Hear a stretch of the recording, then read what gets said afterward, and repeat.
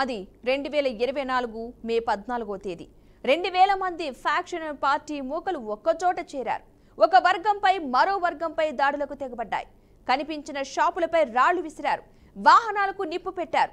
ఇదంతా పగలు ప్రతీకారాలు ఫ్యాక్షన్ రాజకీయాలకు పెట్టింది పేరు పల్నాడు జిల్లాలో జరిగింది. సార్వత్రిక ఎన్నికలు జరుగుతున్న సమయంలో రాజకీయ పార్టీల మధ్య గొడవలు తీవ్ర స్థాయికి చేరాయి. ఆ రోజు జరిగిన దమనకాండకు నేటితో ఏడాది పూర్తయింది.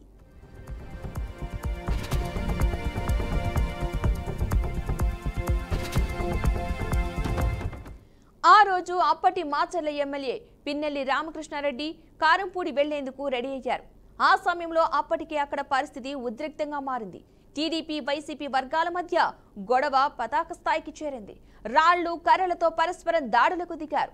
ఎన్నికల విధుల్లో ఉన్న 50 మంది సిఆర్పీఎఫ్ సిబ్బంది 2000 మంది రెండు పార్టీల మూకను కంట్రోల్ చేయలేక చేతులెత్తేశారు. ఆ సమయంలో అక్కడే డ్యూటీలో ఉన్న సిఐ నారాయణ స్వామి చూపించిన తెగువ ఎవరూ మరువలేరు. ఒక్కడే తన పోలీసు సైన్యంతో పరిస్థితిని చక్కదిద్దారు. ఎలాంటి ఆస్తి ప్రాణ నష్టం జరగకుండా అన్ని ప్రయత్నాలు చేశారు. ఈ క్రమంలో శరీరం నుంచి రక్తం కారుతున్నా పట్టించుకోలేదు.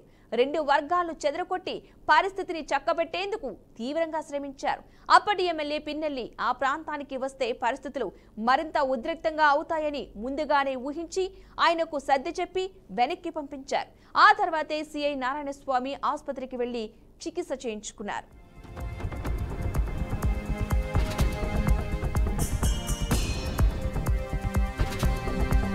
మే 14 జరిగిన ఎన్నికల్లో ఈ వైసీపీ అల్లరి మూకలో ఎంతో ఇబ్బంది పెట్టాలని ఇసు ప్రయత్నం చేశారు. అయితే ఆ రోజు నా పేరు జాస్తి గంగారావు, మాది కారంపూడి మండలం పెదకొదగల గ్రామం కాకనూరుపాలెం విలేజ్. నేను ఎక్స్ఎంపీని. ఆ ఎన్నికల్లో పోలీసు వారు పకడ్బందీగా ఎంతో